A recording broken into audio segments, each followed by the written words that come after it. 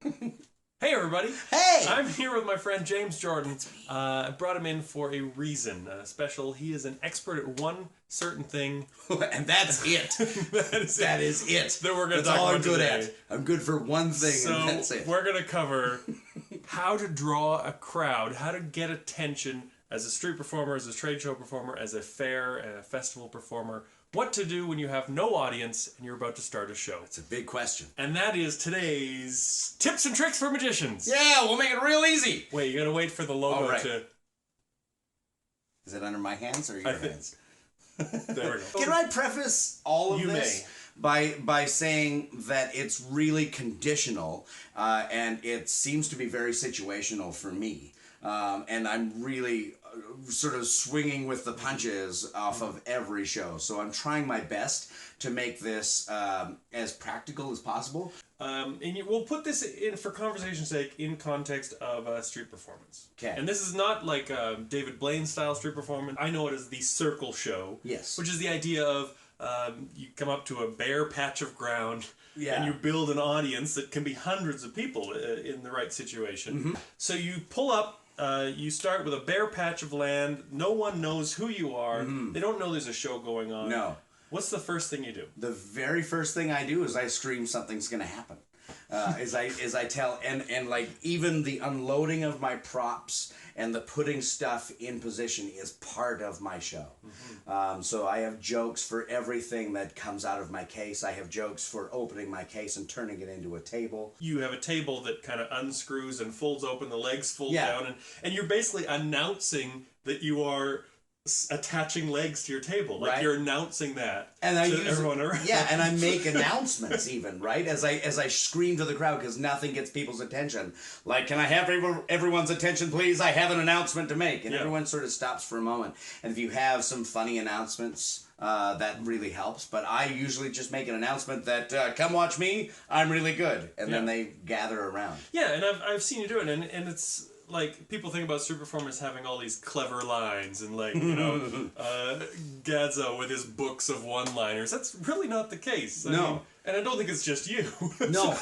It's very straightforward, very direct. Yeah. And it's very matter-of-fact of, there's about to be a show, you should stop and watch. When people are walking by that don't necessarily have your attention or you don't have their attention, you throw out a joke based on what they look like or what kind of a person you assume they are. Something trying to connect with that individual passing by. Exactly. That's a better way to put Yeah. it. Because otherwise you can get into like hurting people's feelings. Yeah. Which isn't necessarily it. Hey, ugly, come watch my show. Yeah, it's about making a connection with each individual person. That is a key element to gathering a crowd. It has to feel like you're having a conversation. Yeah. The whole show has to feel like that. The show can't start until you have 3 people.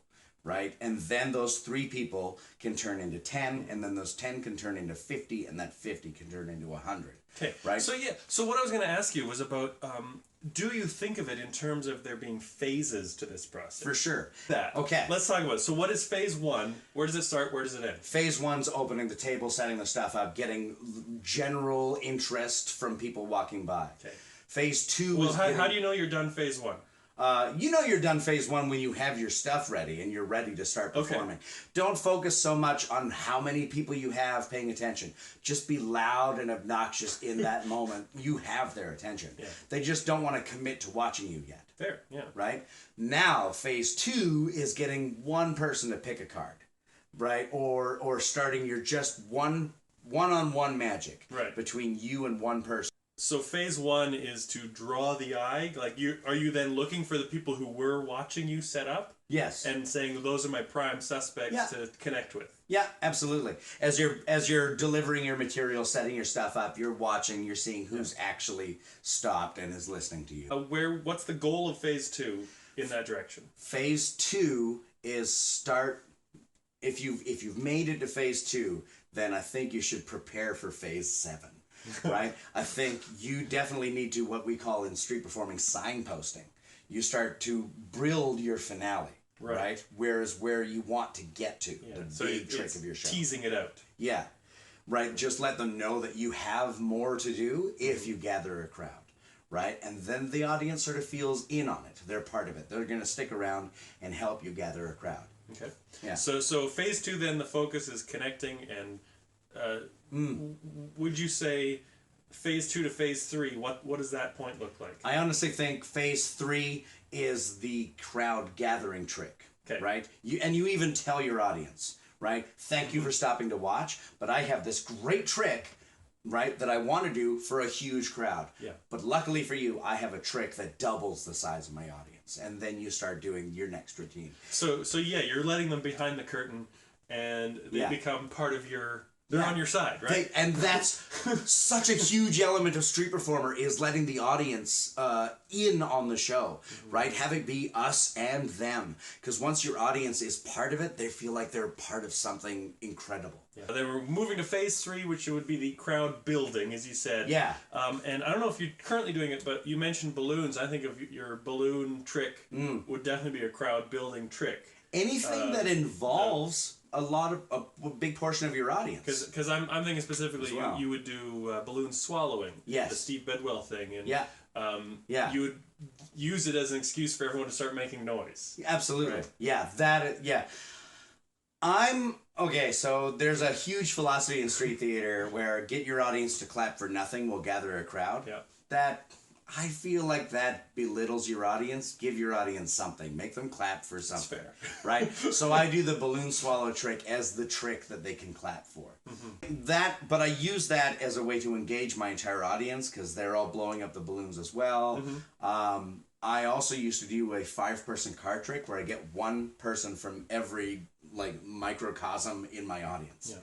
Right? Every little group, I pick one person. So now I've locked in. Right. One person involved means 5 people stay. Exactly.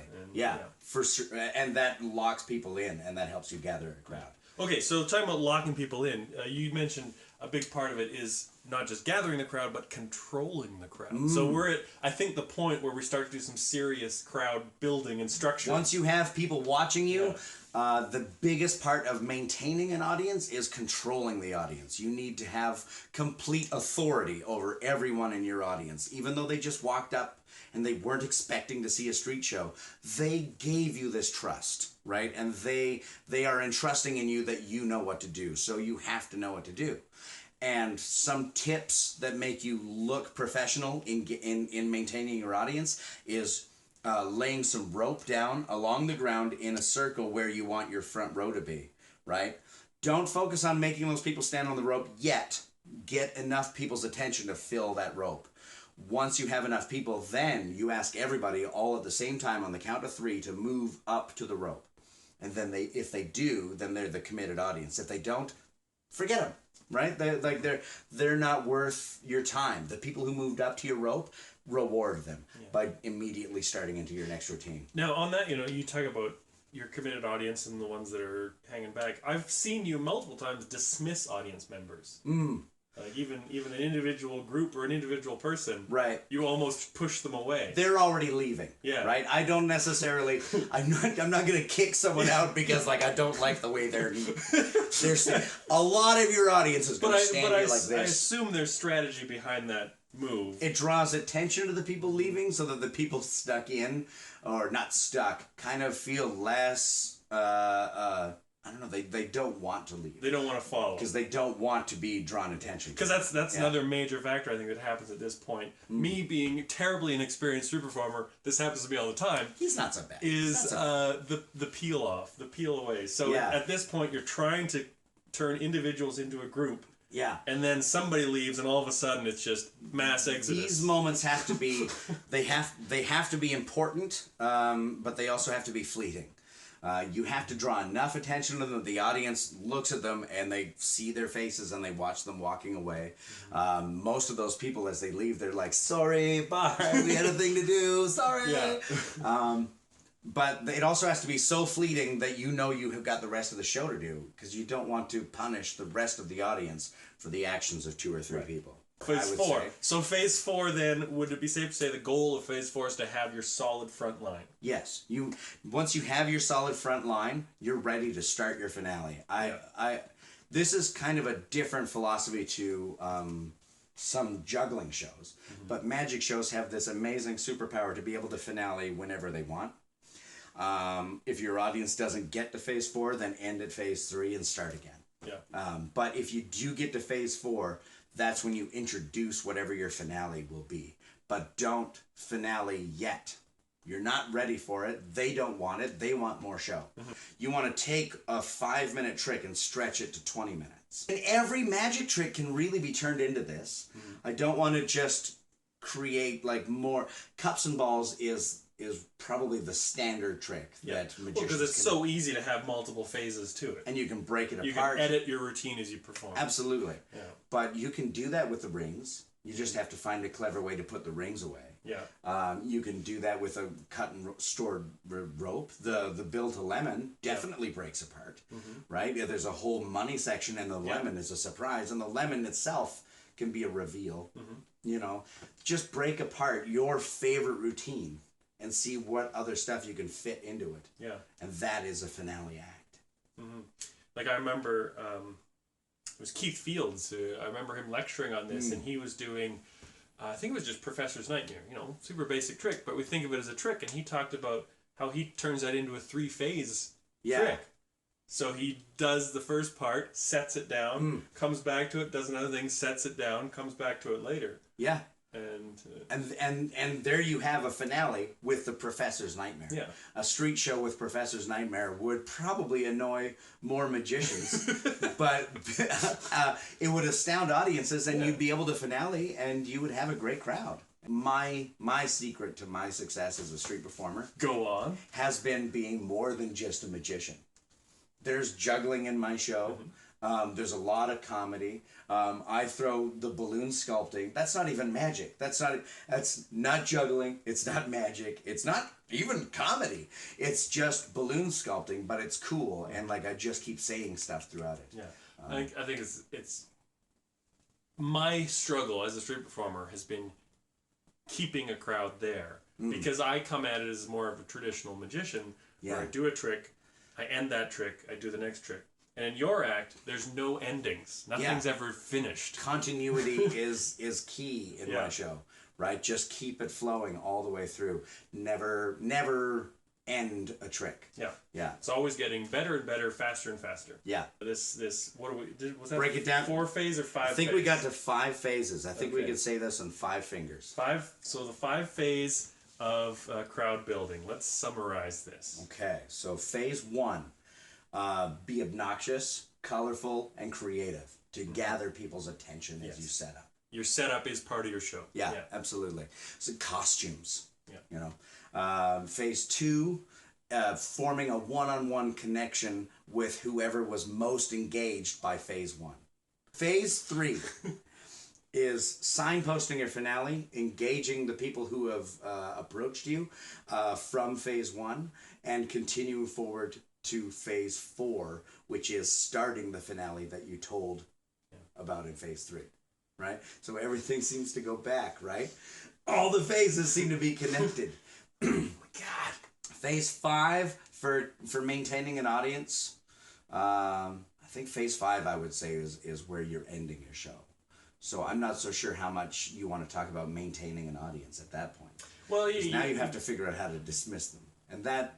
Asking for money is a totally different video. That's a whole different thing. We're just talking about crowd building. Yeah. And not just for street performing is the idea here. These same principles apply if you're at a festival. And I've been in that situation where they put you on the festival stage, your show is at 3:30 in the afternoon, and there's nobody there to watch it. Yeah. And you have to be responsible because if you're getting booked as a magician, your job is to provide value and make an impact on that event.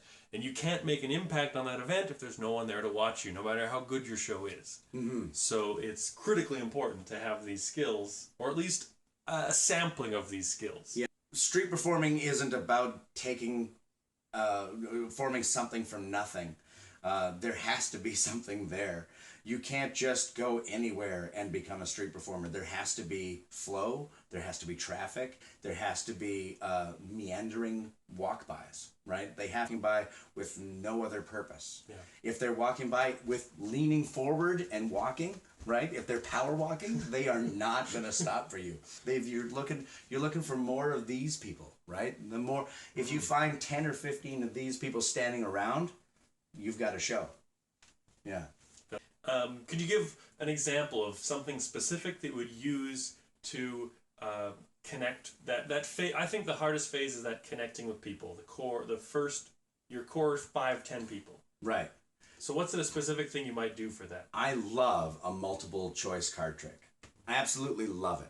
I'm starting to do a card trick for one person, then 2 or 3 people start showing up. I can just turn to them and have them pick another card. So they're immediately in. And they're immediately in, and they just add that to another card trick, right? And now I'm doing a 2-person card trick. I have a full 6-person, 6 selection routine, and they can stop at 3. You can stop at 4, right? But it's only interesting. Yeah, that idea of jazz magic. Yeah. Yeah, precisely. Yeah, it makes the audience excited. They don't know what's going to happen next. The cards can come out of all kinds of different places. So that's me, and this is Ryan. Hey, and thanks for watching Ryan's Tips and Tricks for Magicians with special guest James Jordan, who you can find on the streets across Canada, sometimes around the world, New Zealand on occasion. Quite often. as much as possible. As much as possible. It's my favorite country. I love you, New Zealand. So thanks very much for watching. Check out the next videos. I don't know what it's going to be yet, but it'll be good. That was a tease, right?